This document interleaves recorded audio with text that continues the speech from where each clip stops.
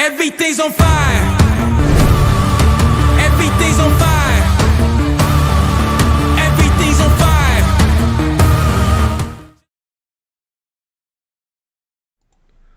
Welcome back, everybody. It's Monday night for most of you. If you're in the Midwest, you're getting pounded by snow.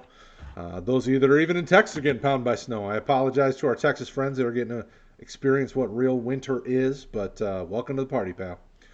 So ultimately, it is Monday night, and we are back talking IDP. We have a special one tonight. We're going to start digging into the rookie class a little bit more, and we're going to start talking about some guys that are super early favorites of ours. And I don't even want to say favorites in the sense of we know who the number one guy is, and outside of that, it could be a crapshoot, but these are guys that at least we're intrigued about. We've all put our top 10 in our chats, and we've been talking together and getting the IDP content ready, just like all the stuff we've been doing on rookiedraftguide.com. So we're going to talk through a little bit of that tonight. We'll take your questions, we'll answer anything from the community, and we'll get your IDP juices flowing tonight. But before we get to that, Kraig, how are we doing tonight, sir? Doing all right. Kind of talking before the show and earlier in the day, about how the day was. To sort of paraphrase Hamlet, it was a Monday. Take it for all that it is. Nothing really good to say about it. You just accept it and move on. How are you doing, Paul? It was a fun weekend. If you're in the chat with us, the Discord, you'll know why. But I woke up Sunday morning and found a nice little surprise at home here. It was nice. I've been happy about it. I'll be happy on Saturday when we hit up that show in Owusu-Koramoah. And despite the fact that it's a Monday and we all hate Monday, life's fine outside of it freezing out here, which is why I'm wearing a nice sweatshirt. And as we're on that, yes, I am a Packer fan wearing a Tampa Bay hat. Rest in peace, Mr. Jackson. However it happened, at least honoring you tonight. Yeah, that's unfortunate. I mean, especially so young. It's always tough. I really was, when I saw you put it on tonight, I was really surprised after the beatdown they gave your Packers just a few weeks ago, if you'd be able to stomach putting those colors on. But kudos to you for taking it on the chin and being okay with it. Well, I looked at that hat that you have on, and it's been a rough 50 years. I'm about to say, 60? Last time we won a championship was 57, I believe. 58? 57 or 58. So that was before the Super Bowl. I know that much. So do what we can. At least you got the good creamsicle Tampa logo there, Paul. He's got the good-looking one, yeah. Yeah. I mean, when you're a Seminole fan and you follow Jameis, what's spending $8.99 for a hat? It doesn't really matter. Right. Also, one of the other things is because they did suck forever, you could head on eBay once it was finished and you want their official stuff, official sweatshirt, $20. Sold. Sign me up. Yeah, it's and that's the fun thing about. Obviously nowadays it's not as easy buying from NFL Shop, but I remember back in the day I'd have all sorts of Lions paraphernalia because they just weren't very good, and people were selling it for cheap. But not always the case. But now now it's market's pushing everything up. I mean, we were just talking about that before the show. Everything collectible wise is going up in value. I mean, people are just buying it like crazy. So that being said, so we're talking rookies. Obviously, rookiedraftguide.com. If you want to see everything we've got on there, we are only going to be talking about probably our first 10 or so IDP rookies, kind of our top 10-ish. I don't want to say top 10 because it's too early to really call it that, but these are guys that we're all intrigued by. I think it's a consensus number one guy, so I'm just going to throw the name out there because as far as I know, we all are the same guy. That's Micah Parsons, linebacker, Penn State. Paul, I'll give you the first words. We'll do Kraig, and then I'll kind of wrap it up, and we'll go on from there. What? Excellent. I love that I'm first because my notes won't load, and I'm going 100% off of memory for this. He actually has one of the funniest recruiting instances. He showed up at Ohio State but then he showed up for a second visit, which technically you can't do, but he showed up on his own. So they stopped recruiting him, which is ironic because he then went and played for Penn State, which, they cheat at other things, but no, that's not the one per show. But hey, my note's loaded. Okay. Period. Okay. Yeah, I'm not afraid that he's an edge, but if he is an edge, he will see enough snaps inside that he can be awesome at it. But I honestly think he's a middle, but he's got a lot of size for the modern NFL, 6'3", 245. He does have some coverage issues, but he's more of a outside to middle versus middle and coverage. But he does have the requisite athlete in him that you're looking for. He's all three of our ones, and yeah, I don't see a situation where he's not the first overall IDP moving forward, unless he has an injury or something, crazy happens. But Kraig, what do you think about him? Yeah, we're making Jeffrey Chaucer proud tonight with the Parsons tale to start off the show. And really, I view him sort of like Isaiah Simmons in the fact that they're about the same size, and I see him doing a lot of the same stuff.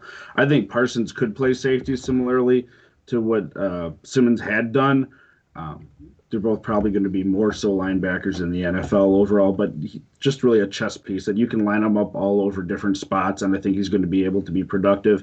And especially if you get him in the right team that's going to use him all over the field and play to his strengths like that, disguising him in different spots and stuff, I think he can be extremely productive, but he should be productive no matter where he goes, which is really all that you're looking for. Yeah, and when I started evaluating him, I had kind of one take, and then this last time I went through, I was looking at my notes as I prepared for the show, and I wrote, this is probably what people wanted Myles Jack to be, because he's super dynamic. He can get from sideline to sideline. Is probably going to be a pure Mike backer at the NFL level.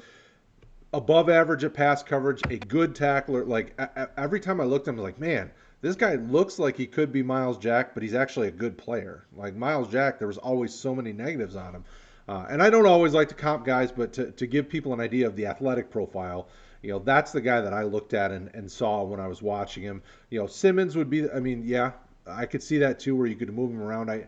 For Parsons, because he's so good at everything, I think really the only area that I wrote down that I thought he could use some growth in is coverage, just because of the way Penn State's defense is. I don't think they needed him to do as much, so it's hard to tell if he's just lacking in the area or if that was kind of an area that I just had some more questions on. But when I evaluate a guy, I try to find downsides to go with the upsides, because typically when I'm looking through, our evaluators and stuff for Rookie Draft Guide, as I'm doing the offensive videos, I'm like, okay, they're talking about the things they like, but we need to find some negatives. So I've kind of pre-programmed myself to try to find what's the thing that's wrong with this guy? What could cause him to slip to a day 2 pick? So when I started evaluating Parsons, I'm like, okay, what's the thing around him that could push him to a late first-round pick? Because I don't see him leaving the first round. And really, pass coverage is the only thing I had a concern on. So I think he'll be fine, because I think he's by far the best linebacker in this class, and I don't think it's really close. Like, none of the other guys after him, I think, have the complete package. So, and that's a long-winded version of Micah Parsons, which I really didn't think I'd even need to say that much. He's the best linebacker in this class. If he's not number 1 overall, I'll be surprised. I mean, that basically means that somebody went to a spot that just shot him up the draft boards. Okay, so we let Paul go first. Kraig, who's your next guy? Yeah, if we're going by guys that, I sort of put these in order of rankings, but I don't completely have my top 210 ranking wise, because guys that I like. Going to a different position, Jevon Holland is a guy that I really like, and I know there's some comments about, how is he going to be used in the NFL compared to college. Size-wise, he doesn't have that prototypical safety size that a lot of people are looking for. But if you're talking sort of similarly to Parsons, what we talked about, just being an athlete, Holland is just an athlete too that can get after it. He's got that tenacity, and he does a little bit of everything. And I think in today's NFL, we're sort of seeing that shift in a lot of secondaries even this year from this is the peg that you are, you go into this hole, that is what you're playing. If you have that versatility and sort of be all over like I see him doing, I think you have a lot more value to teams. Now, if a team doesn't use you like that and they do peg you into a hole and it's not the right one, you might not be as productive. But giving the benefit of the doubt this early, the teams are going to go to a spot where they're going to be used. He's my top-rated safety in the class. Paul, what do you think about Holland? What do you think about him? From an actual football perspective, the speed really shows. They put him in space, and they trust him. He doesn't overrun things, and he just shows he's a different athlete than everyone else on the field. From a fantasy perspective, I'm a little concerned that he's interception dependent, and that will remind you of like Darren Sharper. There is your one per show. Wow. Wah, wah. But yeah, he won't tip the play either, which is really fun because Oregon, they do have a lot of zone, and he doesn't necessarily tip the play off. I think from an actual football perspective, he probably goes top 10 overall-ish, but he's clear first, and from a fantasy perspective, I want to see the landing spot, but I don't have him this high for fantasy, but he lands right. Yeah, maybe. So, as I watched Holland, the thing I really liked about him, and this obviously is not fantasy relevant at all, is that I would watch him put guys in position.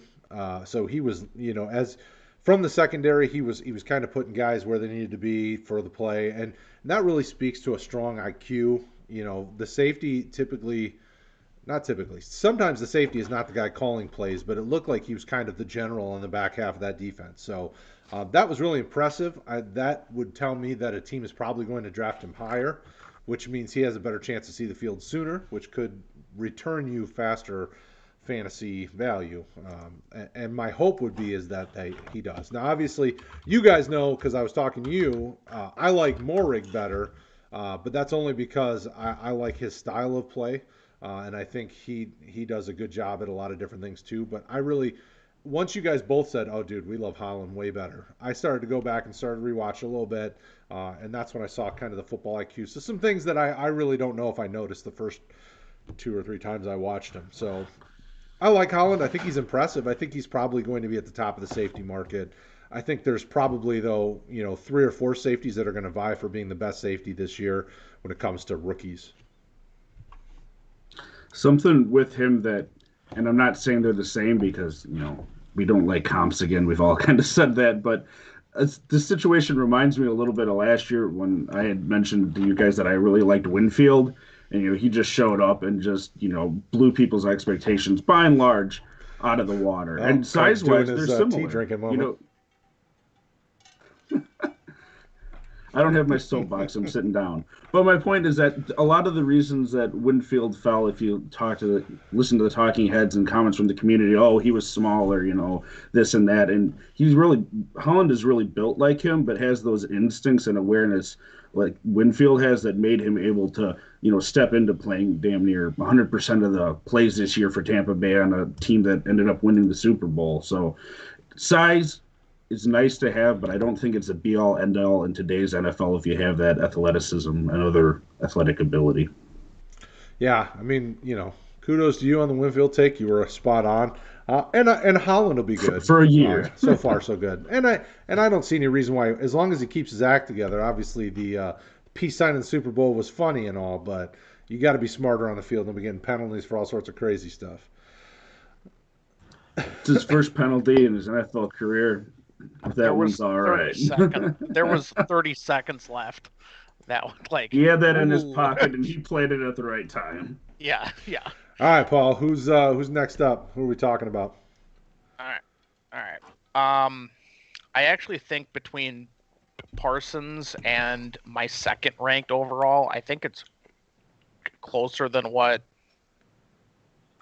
a lot think. I'm gonna go with, is it Nick Yep. Not Bolton? Michael. Um, Nick. yeah, not Michael. He's the one that sucks. He should change There's your his one name. for show. Michael And Bolton. if you got that reference, yes, Hey, you're old Peter. like me. Check out Channel 9. Anyways, yes, that's right. Um, he's not necessarily the hardest hitter, but he puts himself in the right spot. He's not the fastest either, but he's just always in the hole, always making hits. His head is always on a swivel, and he's just someone who has enough of the athlete in him where I just see Zach Cunningham all over again. Someone that you're not selecting in the first, but someone that you're going to get 5 to 8 seasons out of. You're going to get that second deal, and then you're going to say, okay, well, we appreciate that you showed up and you have 1,000 tackles in the league, and you move on. I just see him as someone closer um, to Parsons than what everyone else has him at. And especially the fact that he plays middle, he's got a solid floor from a fantasy perspective. I think he might sneak in the first round. And if he's in the top 50 overall, I'll be extremely interested from a fantasy perspective, unless he lands just horribly, but that doesn't normally happen up Well, the and, middle. and What well, do and you think? with who's drafting at the back of the first round, I like to follow the different scouts and the different people's mock drafts. But so many people have Kansas City mock to draft like another stinking wide receiver or something. It's like I could easily see them taking him. I mean, think about their linebacking core. They desperately need a Mike linebacker that's ready, good, solid all around. Like, I mean, Bolton fits that category. And when I watched him, I liked what you were saying with Cunningham. I saw slower Devin Bush. Like, he can do everything. He's just not the same athlete, but he's a little bit taller as well. I think like Devin Bush is, 5'11". I don't think he's 6 foot, where Bolton's more like 6 foot, closer to 6'1". So he's awesome. Big tackler. I think he'll be a tackle machine at the NFL just because of how intelligent he is. So I'm excited. What do you think, Kraig? Yeah, you guys aren't on a lonely island here. I think that Bolton can go the distance. And don't worry, everyone, we're going to have differences later on here. I think it just turns out that a lot of the top guys, maybe we have groupthink going on here. The only thing that I see out of him that, sort of concerns me is he has that sort of over aggressiveness that a few guys have in this linebacking core. And I don't know if some of that's coming through due to, limited tape on a lot of these guys. But that can be coached out of, a good player that wants to improve. So I don't see that as any sort of long-term issue until, it ends up being one. But he's shown enough and grown enough, from year to year that I think he's going to be probably a top 3 IDP pick anyway with how things are laying out right now. Yeah, this could be a heavy. I mean, as I looked at it, with as many question marks as there are at the edge and defensive end positions, depending on how your league scores it. I like a lot of the defensive ends and edges, but there's so many question marks. Like I could see this being a very linebacker, safety heavy top end of your IDP, selections. Yeah. The next guy I want to talk about is a defensive end. I don't think he'll be an edge. I mean, I don't think he'll be like a 3-4 defensive end. I think he's probably going to be more of a 4-3 guy.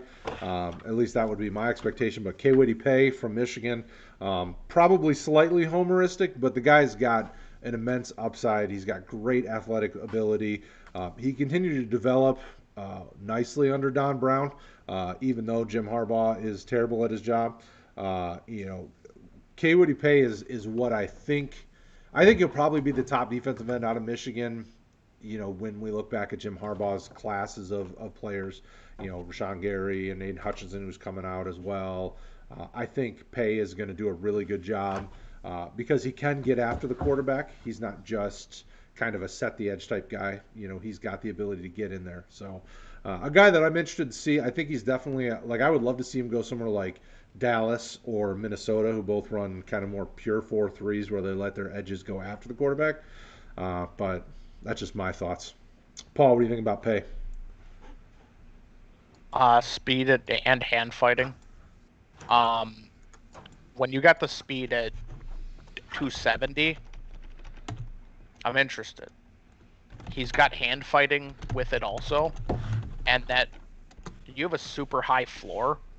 I'm just not sure, or you have a super high ceiling. I'm not necessarily sure on the floor. I've heard some things where he's not 21.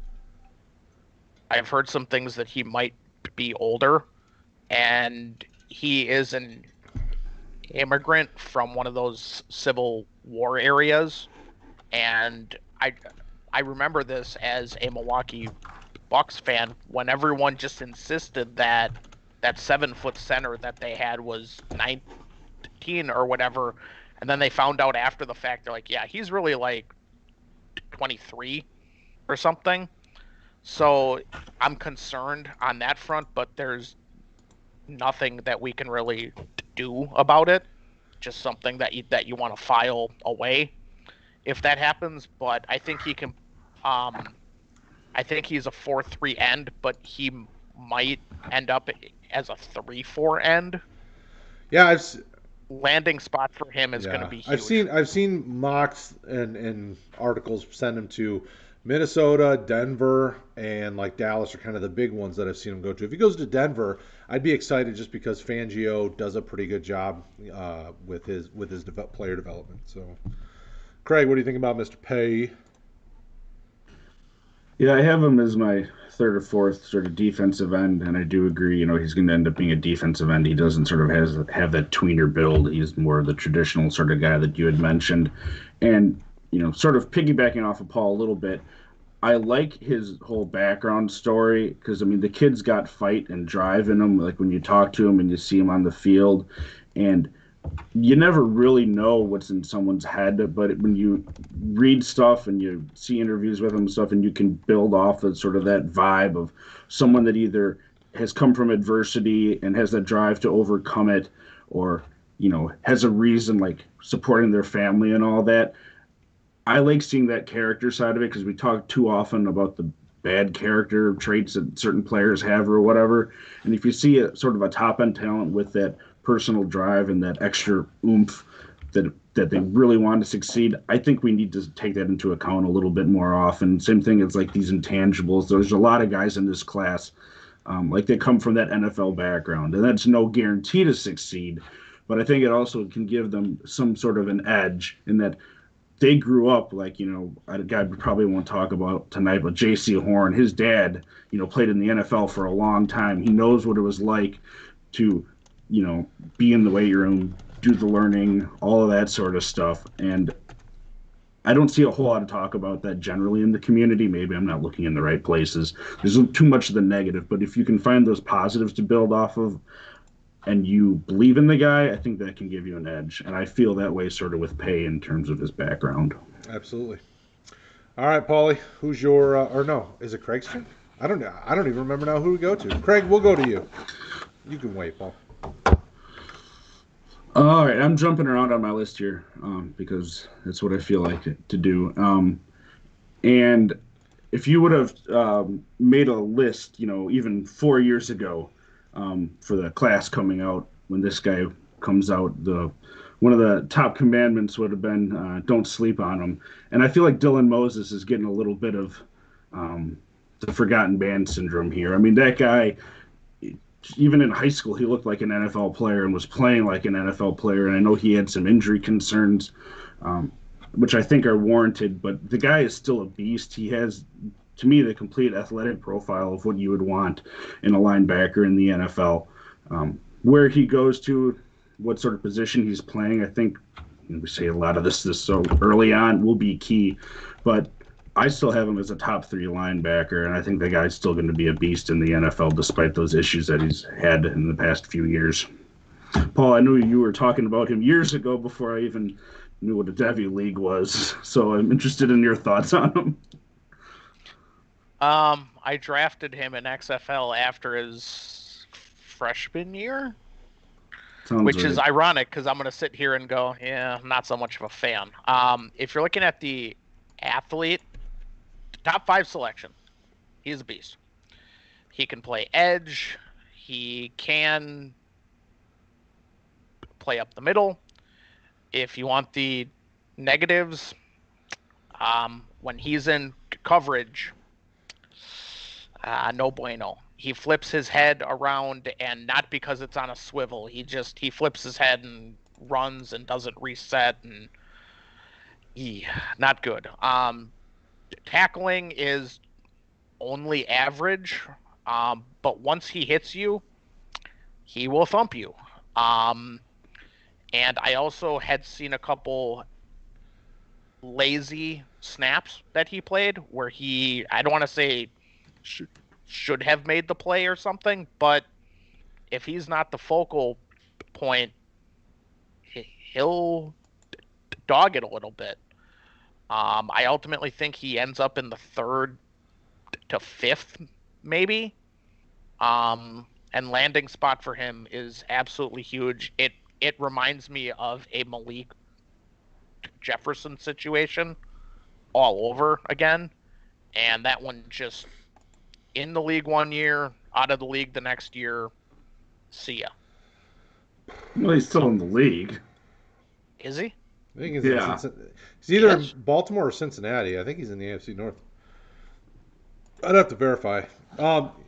He's bounced around though. I mean, point taken, right? Like I get the point, but he's not out of the league. And so this is something that I would love to see someone do a deeper dive in is players that go to Alabama. Like so many times, I either see like the guy that you know is going to be a top end talent that performs, shows up, and does what he's supposed to. You know, Jerry Judy's of the world.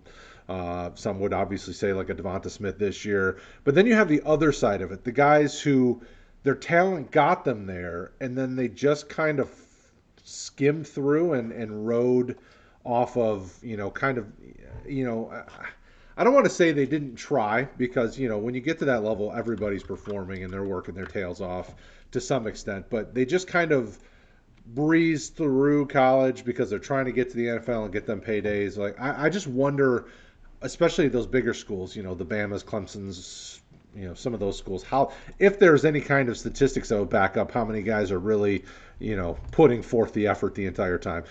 When Moses is trying, when I see him doing his job and following his assignments and doing what he needs to do, I think he's a starting outside linebacker, probably more like a Sam linebacker at the NFL level.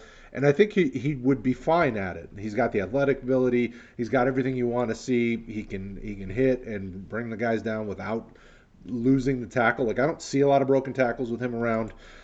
So, I'm intrigued by him, but he's got to go somewhere where they just keep getting on him and he's just got to work hard and go.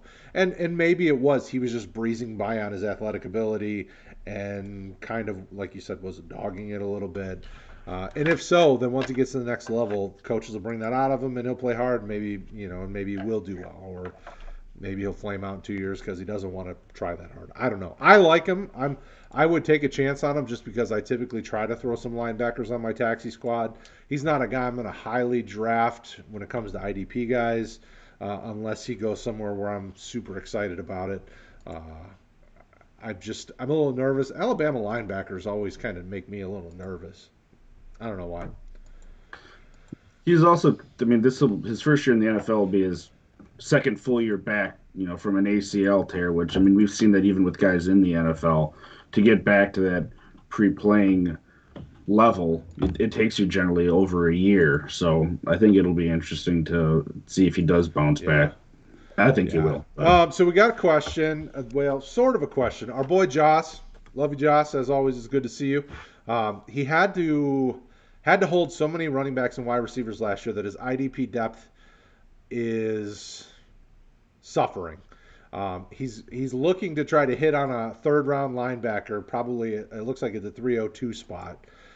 So this I think brings up a nice question that I think will help him answer his question as well. So last year, one of the big things I tried to help us figure out is when do we start drafting IDP? So the big conversation was when do you draft Chase Young? So when do you, in the third round, how many guys do you anticipate from the IDP side being gone? Can Jaws find a really nice linebacker at the 302 spot in a rookie draft? I know this is out of left field, but I thought Joss had a good question. I think this really opens up some good conversation. What do we anticipate? So last year we knew there were a few guys that were going to go earlier. Obviously Chase Young and a few of those high-end IDP guys.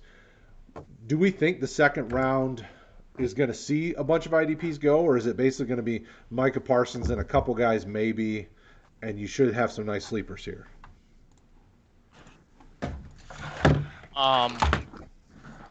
If this is a super flex league, you're probably only going to see Parsons in the second round, and then you can easily get Bolton.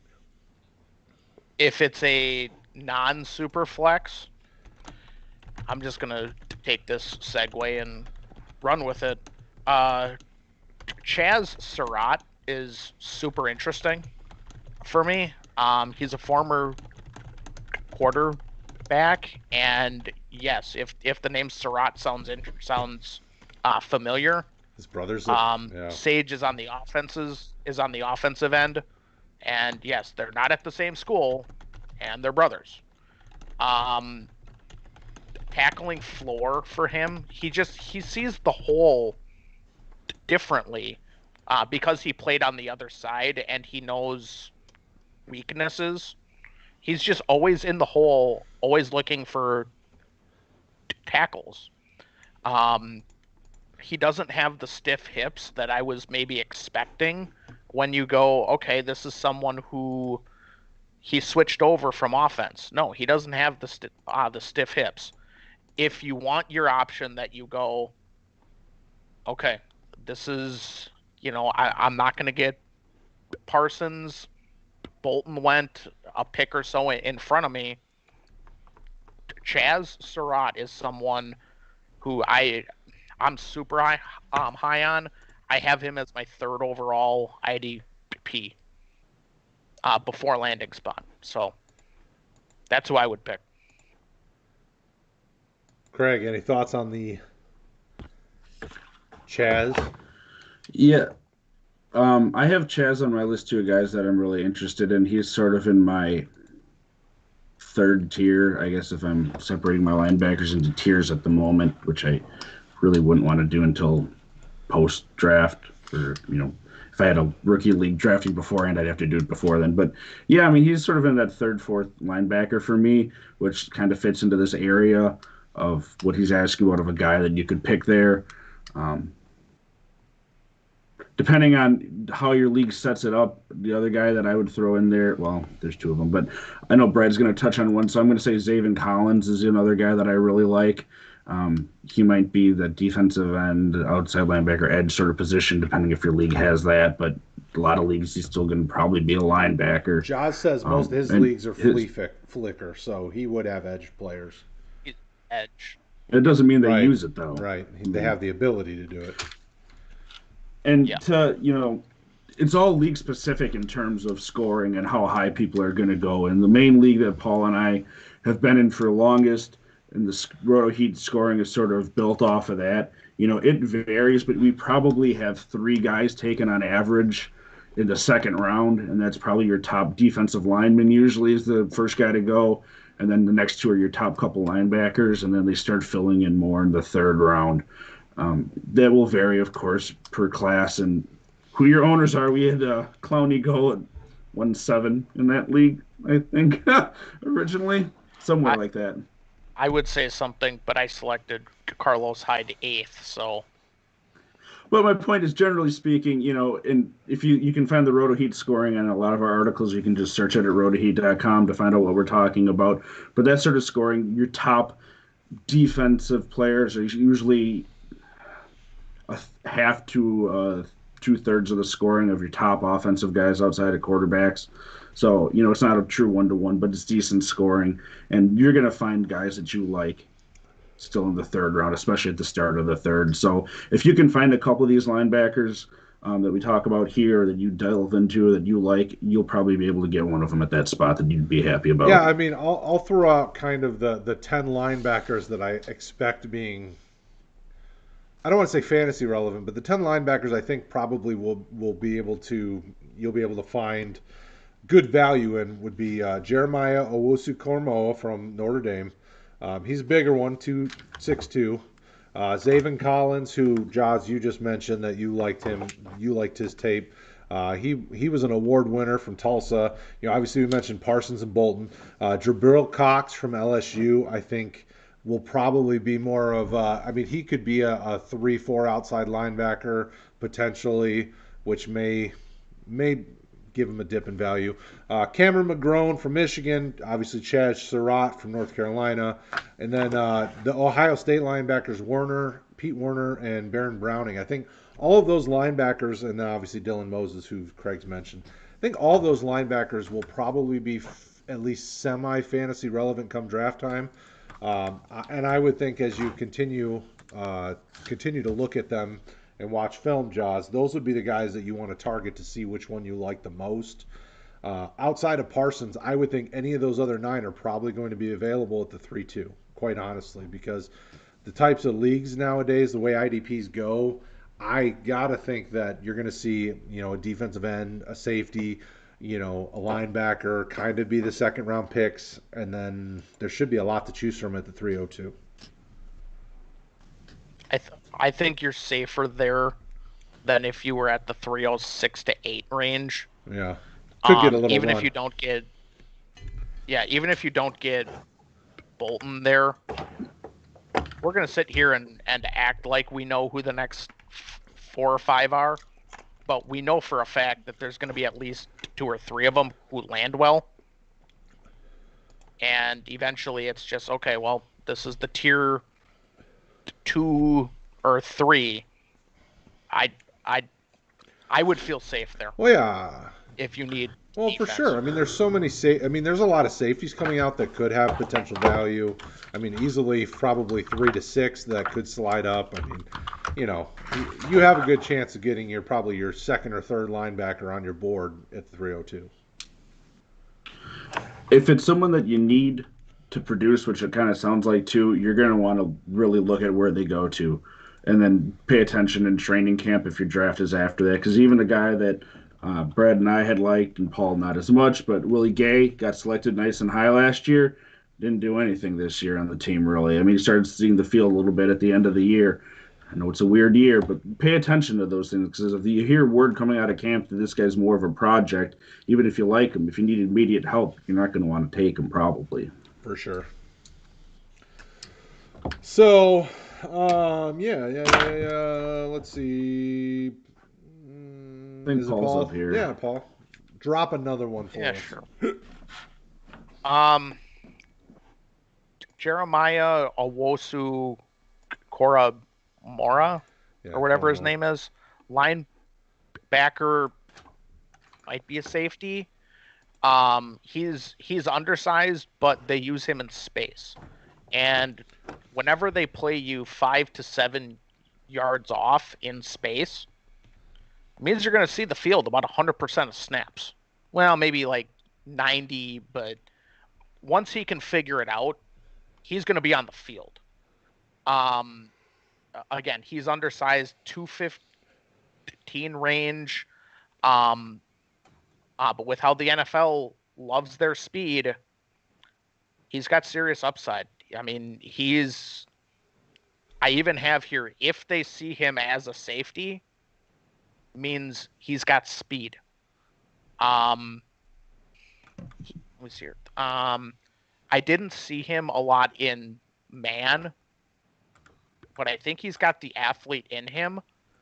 I think he's got a shot at the first round if he runs fast.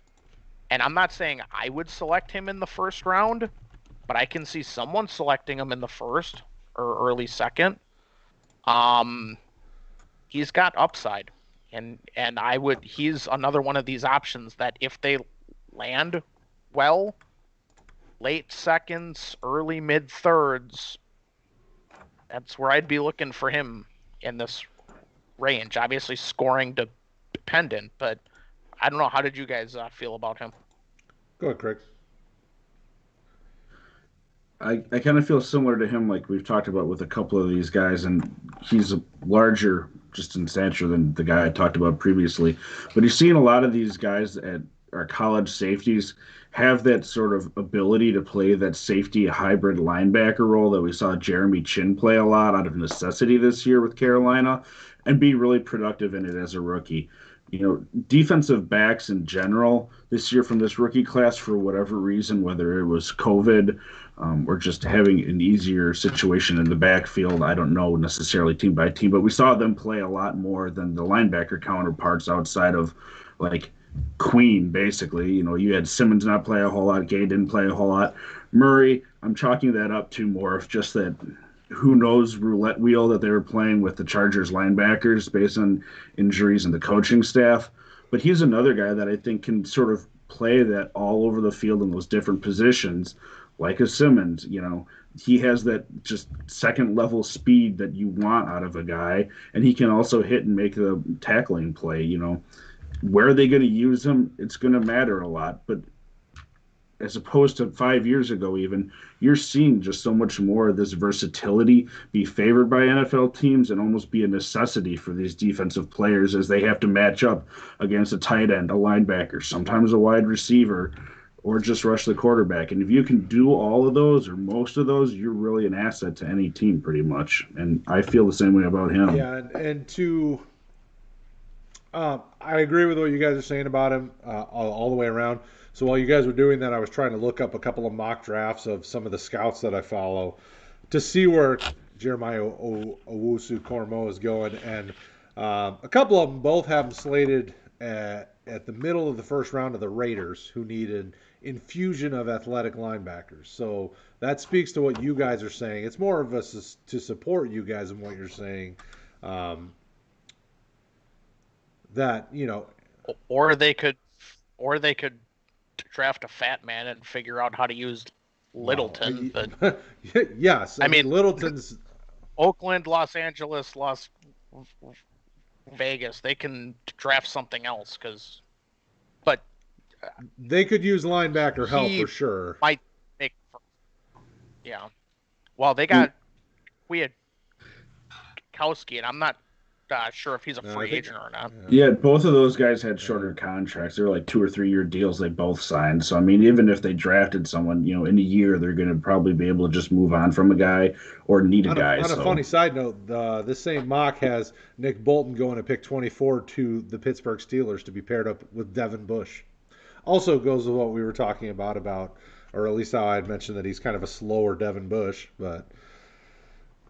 Yeah, Pittsburgh doesn't have right. They got plenty of needs, but I think that's pretty funny that they would slate him to go with a linebacker. So, but either way, Jeremiah is a very good athletic linebacker who could easily, he could make his way up into those top 3 or 4 linebackers pretty seamlessly. I mean, if he goes to a spot where he sees the field quickly, you're going to see him drafted. You're going to see him be one of the better rookie linebackers. I mean, it's just, he's got the athletic ability. He's got the football IQ. I mean, you saw it at Notre Dame. He probably was their smartest defender this, the last year he was playing. I mean, when you watch the film, it just seemed like he knew what he was doing. He had a good grasp of that defense. So I like him. I think he's a very enticing prospect. I like Bolton, and at least currently I like Bolton and Parsons a little bit more. So. Jason, we appreciate you supporting the channel, buddy. What IDP Pro Day workouts are you tuning into? So I haven't gotten the full schedule. I know I watched Trevor Lawrence's Pro Day the other day, but it's all virtual, so I think we can probably get in and see most of them. Let me see. Pro Day schedule. Bolton and Surratt for me. The ones where I'm somewhat concerned about speed. Bolton and Surratt. I'm just trying to pull up the schedule. Okay, so the and for those that want to start watching pro days, the beginning of March is when you're really going to start seeing them. The only reason I know Trevor Lawrence did his early is because he needed to get the surgery done. So looks like March 10th is the earliest pro day, and that would be Arkansas. Wednesday, March 10th. Theirs is kicking off. I'm intrigued to see a few of them. The 31st, I would like to see Notre Dame's pro day, especially if some of these guys are going to do the workouts. Florida State, I want to see Hamza Nasruddin. I can't even say his name very well, but I want to see, like, early on in the process, he was my favorite safety in the class, and all of a sudden he fell off quickly because I saw so many others that I liked. I would like to see measurables. I'd like to see kind of some of the things that he does, and I would love to see cone drills and all the different things. I mean, because he's a bigger safety. Like, I would be excited to see him have some higher numbers because I think I don't know. I liked him, and I really would like to get some more on him. Michigan's pro day is the 26th of March. You can see Paye and some of the linebackers, and Ambry Thomas I think will be a fun one to watch. He looked like crap at the Senior Bowl, though, so I would like to see him bounce back and have a better go of it. Just looking through the list. Those are kind of the ones that stick out to me as ones I'll tune into for sure. Even Pittsburgh, I would like to see Patrick Jones, the defensive end, and the other defensive end there off the top of my head. I can't think of his name. Weaver. Rashad Weaver. What about you, Kraig? FSU, oddly enough, and this is not just a Paul plug, even though it always sounds like it when I mention him.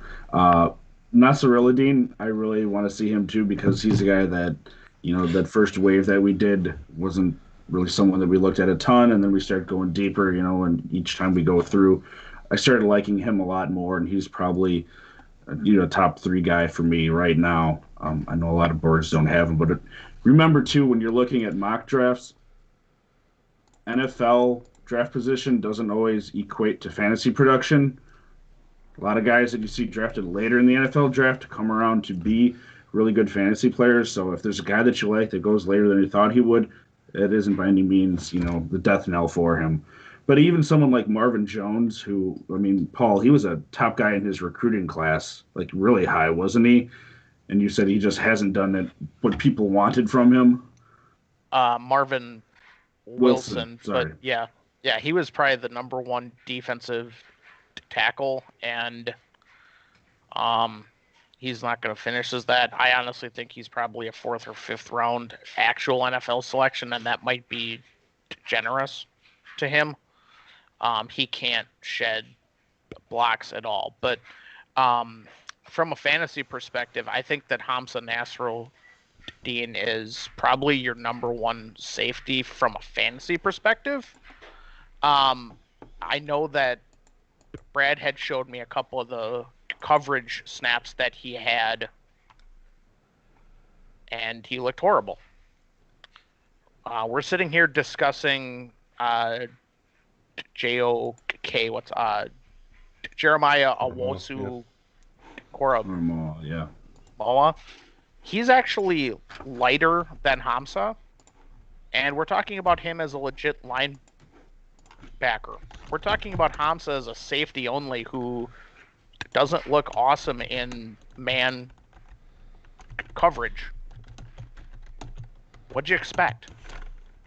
He's not going to be asked for that. He's going to be asked as someone who's going to hit you, and he will hit you hard and often. If you're looking for someone with a fantasy ceiling and floor, Hamza.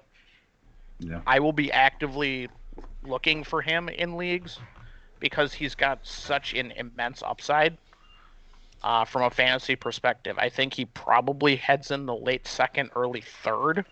Yes, you do have some long speed concerns, but he just reminds me of Cam Chancellor, and he, without the injury, might make the Hall of Fame. I just think that there's that much fantasy upside in him. Yeah, and to go back to Craig's point about, this time of year, there's so many smoke screens and there's so many mock draft. Like, I follow different scouting services and different scouts podcasts, just to kind of get a feel. Like I love Bucky Brooks and Daniel Jeremiah's podcast, Move the Sticks, I think it's called. I listen to their podcast. They were former scouts for the Ravens and Panthers and all sorts of different teams. It's nice to hear their perspective.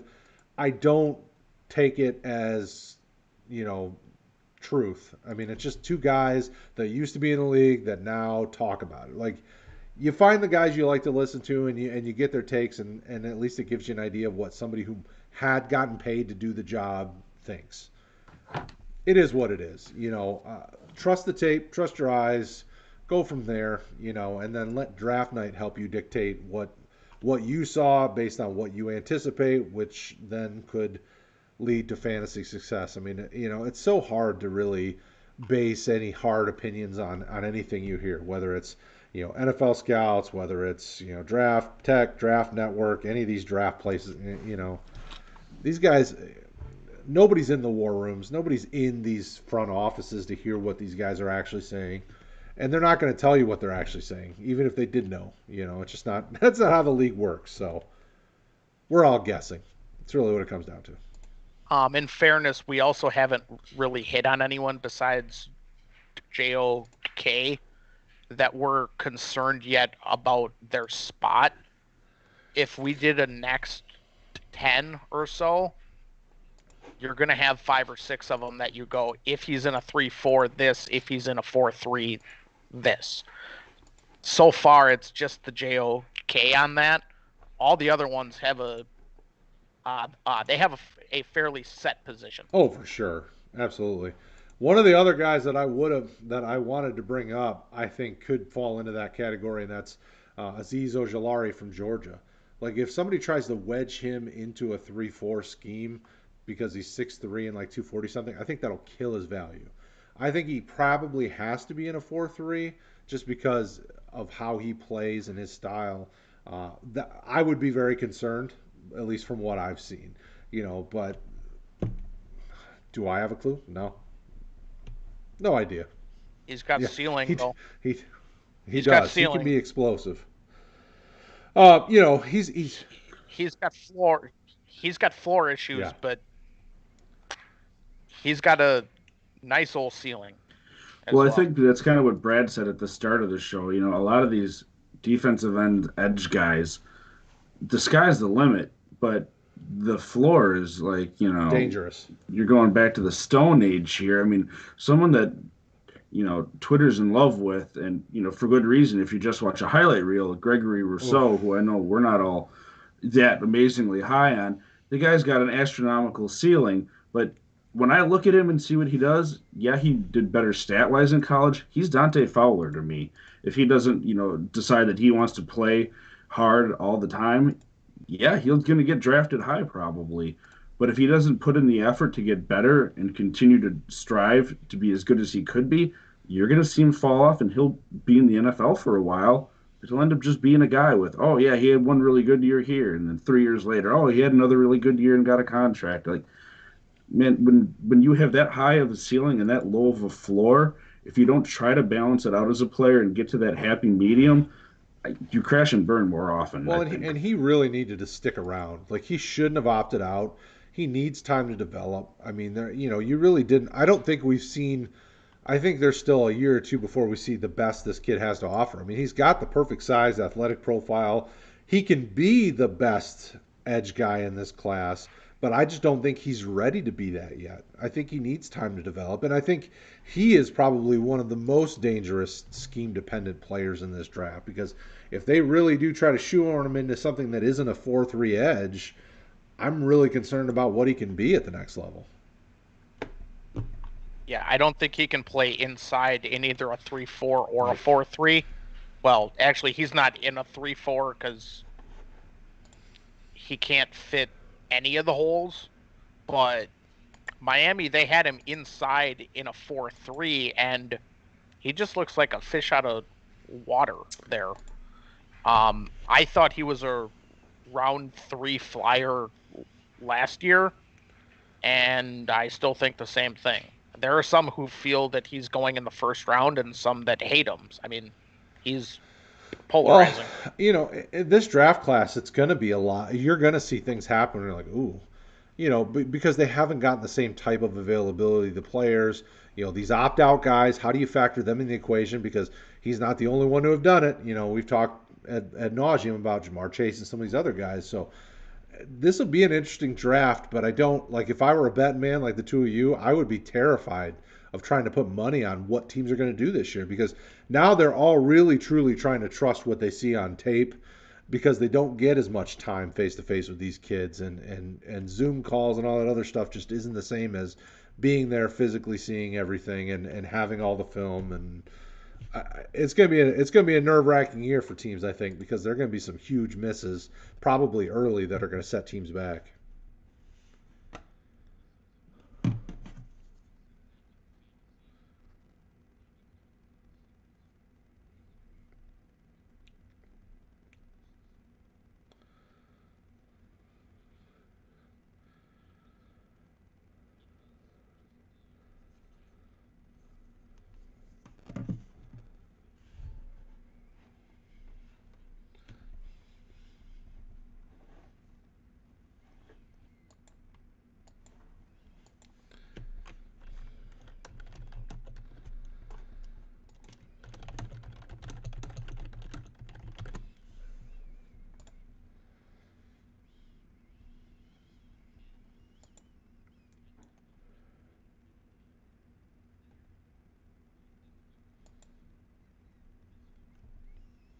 For sure.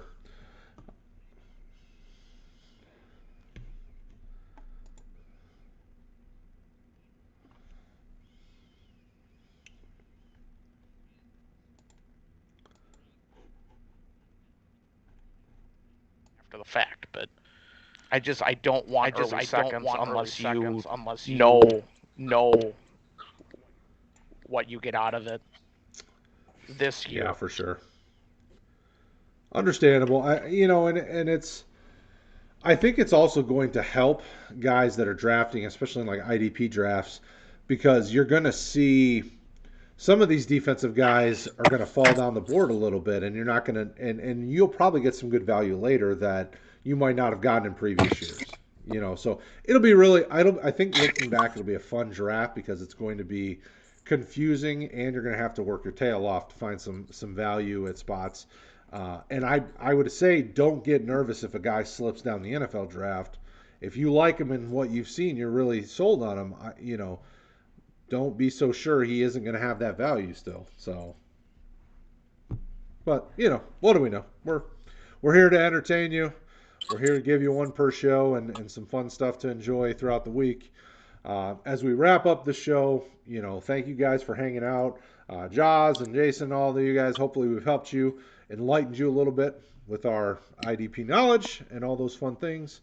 Don't forget our weekly shows on Monday and Thursday are back for the long haul. We're working on some other content as well, so we'll have some other fun stuff coming your way. But as usual, Facebook, Discord community, Twitter. You can slide in Kraig's DMs. He likes to have people message him all the time and sneak in them DMs. So shoot him some messages. I don't get messages. Shoot him some messages or shoot him some tag him in some tweets. And don't forget, if you want to know all these things that we've been talking about and you want to see all of our content, rookiedraftguide.com. You see it on every single video. I say it basically every chance I get because that's our hub of all things. So thank you guys as always. Thank you, Kraig and Paul, for making the virtual trip out tonight, and we'll talk to you